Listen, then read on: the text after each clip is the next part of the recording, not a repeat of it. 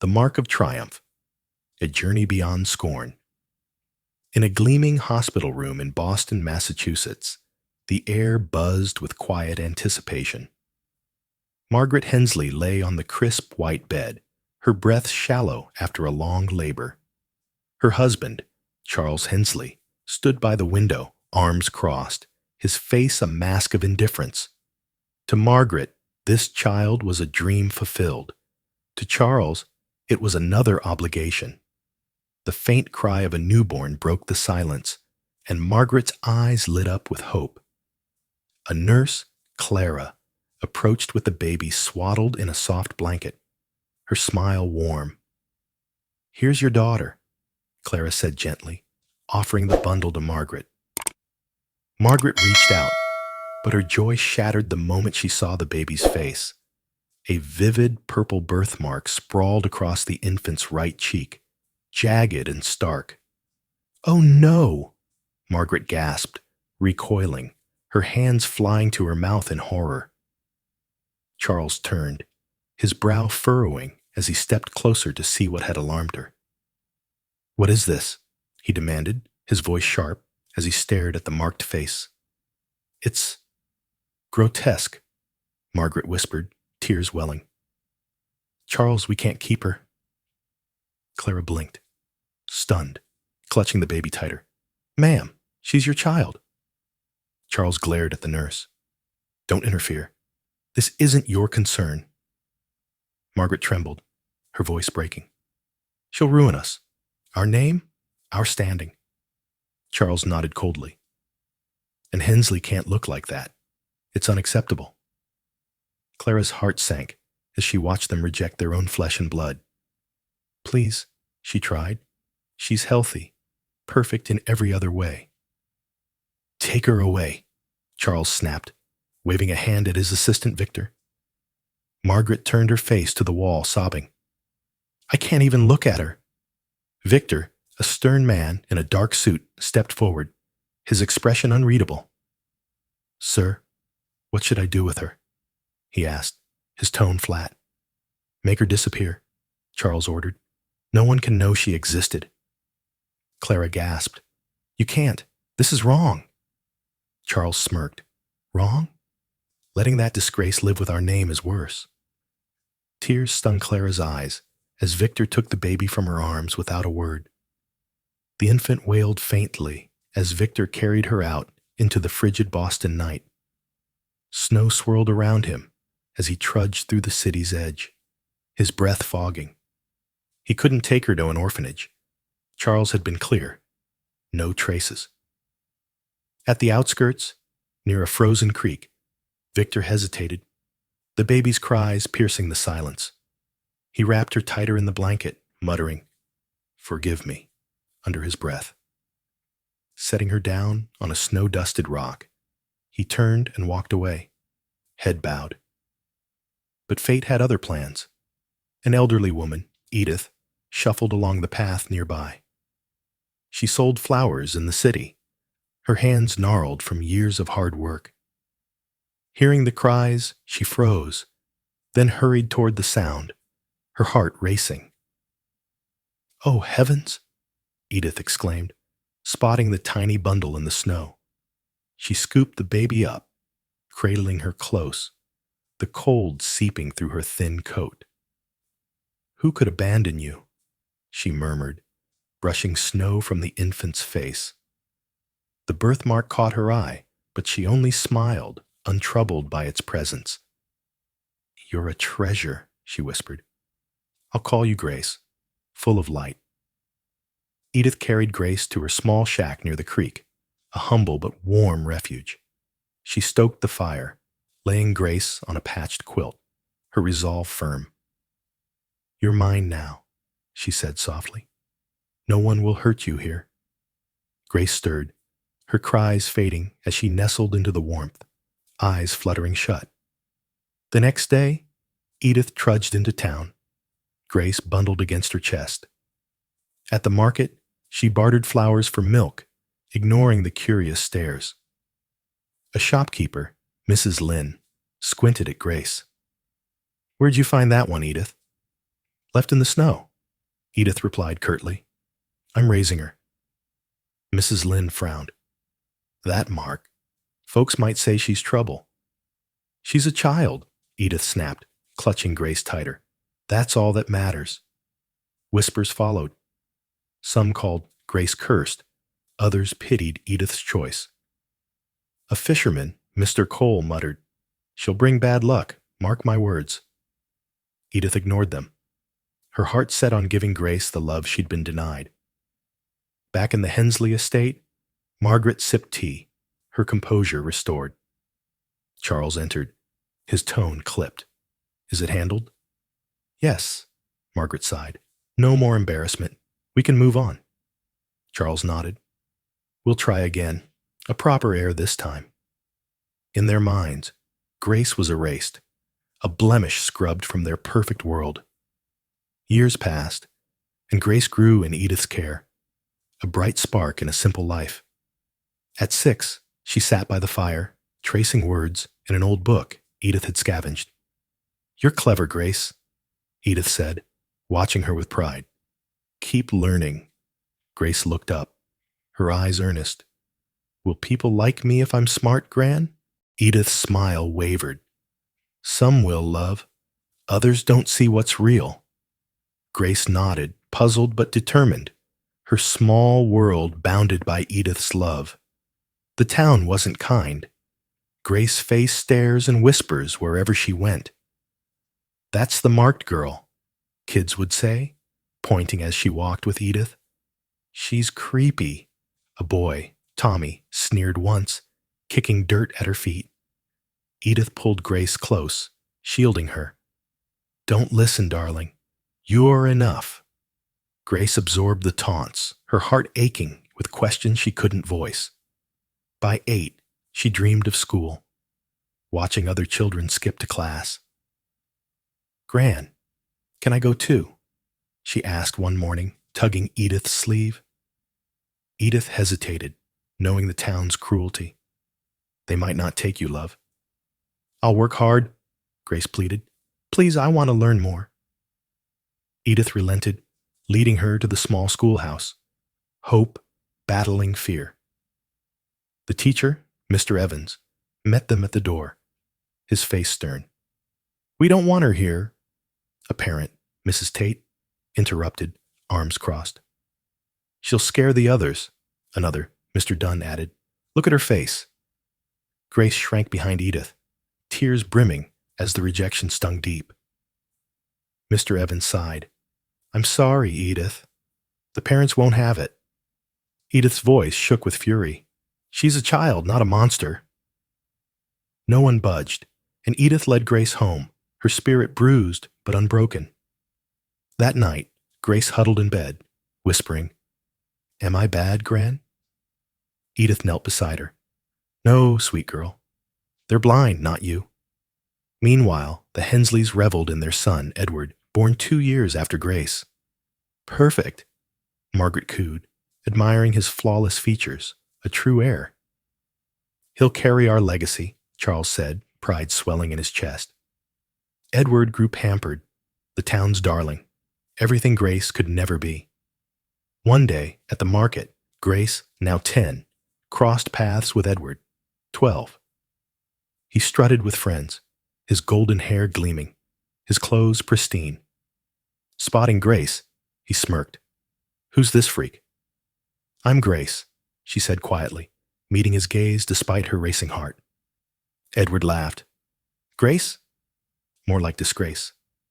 Look at that face. His friends joined in, jeering. Ugly Grace, go hide in the woods. Grace's cheeks burned, but she stood still, refusing to run. She turned away, their laughter echoing, fueling a quiet fire within her. Edith taught her to read, to write, to dream beyond the town's scorn. You're stronger than they know, Edith said. Your mind is your power. Grace clung to those words, burying herself in books, her refuge from hate. Winters grew harsh, and Edith aged, her cough worsening with each season. Grace, 11, noticed her Gran's frailty, the trembling hands, the raspy breaths. "Gran, are you sick?" she asked one night, fear creeping into her voice.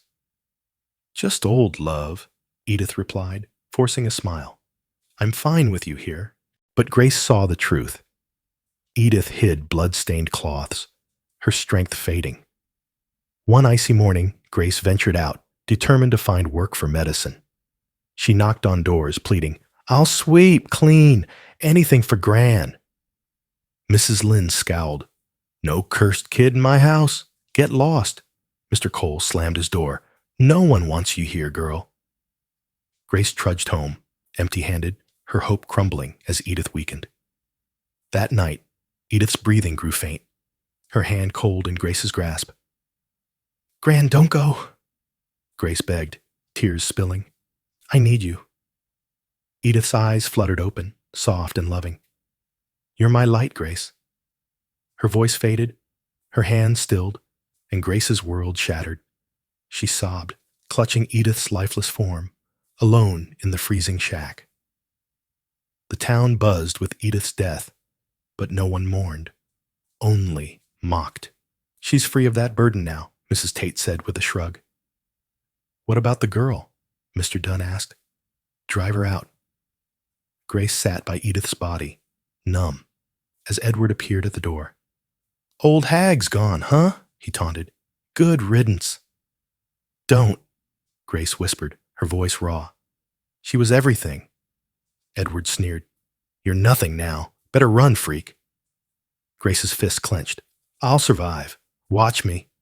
He laughed and left, but her words lingered, a vow etched in pain. Without Edith, Grace scavenged, slept in alleys, drank from icy streams. Hunger gnawed, cold bit, but she refused to break, her spirit unyielding. One day, Edward, now 16, spotted her scavenging near the market. "Look, the rat's still here," he called to his friends, grinning. They threw stones, laughing as Grace dodged, her resolve hardening. "I'll prove you wrong," she muttered, clutching a bruised apple. The town turned colder. Edward's influence ensured no one helped her.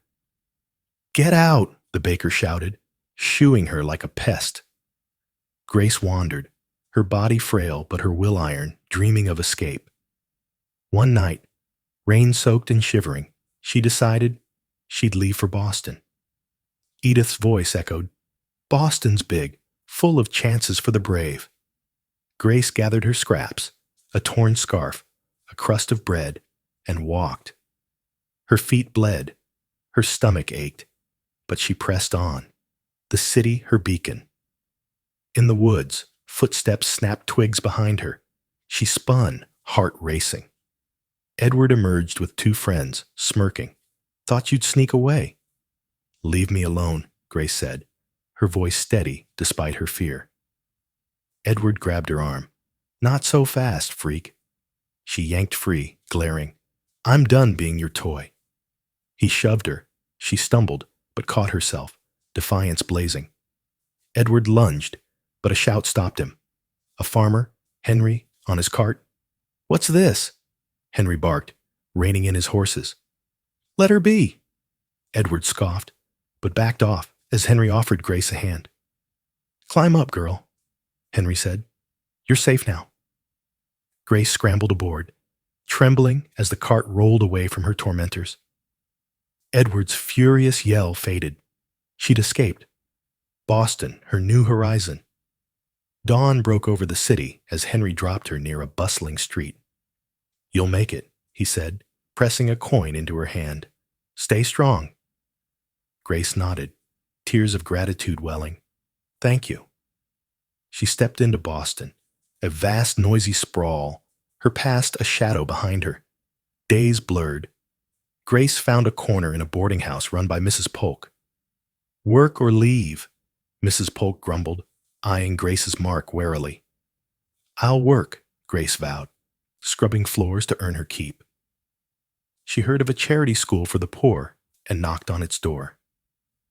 "I want to learn," she told Miss Harper, the teacher, her voice firm. "No money?" Miss Harper asked, peering over her glasses. "I'll clean. Anything," Grace said. "Just let me try." Miss Harper nodded. "Start tomorrow. Prove yourself." Grace did. Mornings sweeping, days studying, nights dreaming of more. She excelled, her mind sharp, her hands steady, her past fuel for her fire. 3 years later, Miss Harper handed her a letter, eyes gleaming. "A scholarship," she said, "to Boston's best nursing school." Grace's breath caught, tears spilling. "Me?" "You've earned it," Miss Harper replied. "Go shine." Grace left the boarding house, Mrs. Polk watching with grudging respect. "Thought you'd fail," Mrs. Polk muttered. "Guess I was wrong." Grace smiled. "I don't give up." At nursing school, she thrived, her hands healing where others harmed. Years rolled on. Grace rose, a nurse, then a surgeon, her mark a badge of strength. One evening, at the Healing Hands Gala, the host called her name. "Dr. Grace Hensley, top trauma surgeon," he announced, the crowd roaring. Grace stepped up, poised, her gown shimmering, her past a distant echo. In a small Boston bar, townsfolk watched the broadcast, mouths agape. "That's the marked girl," Mrs. Lynn whispered, stunned. "No way," Mr. Cole muttered. "She was nothing." The Hensleys had fallen. Charles bankrupt, Margaret a recluse, Edward broken. Edward, now scarred from a bar fight, saw Grace on TV, his stomach twisting. "She won," he murmured, shame flooding him as her light outshone his ruin. The next day, he limped to her hospital, his face a mess of scars. "I need Dr. Hensley," he told the desk, voice low. "I'm her brother." Grace emerged, cool and commanding, her white coat a symbol of her rise. "What do you want, Edward?" she asked, her tone even. "Please fix me," he begged, eyes downcast. "You're the best." She studied him, silent, then spoke. "Why should I?" "You're my sister," he stammered. "I was wrong. Please." Grace's gaze hardened. "You threw stones, called me freak, hunted me." Edward flinched. "I know, I'm sorry. Don't let me suffer like I made you." She paused, then nodded. "I'll help, not for you, but because I'm better." Edward crumpled, gratitude mixing with guilt as she turned away.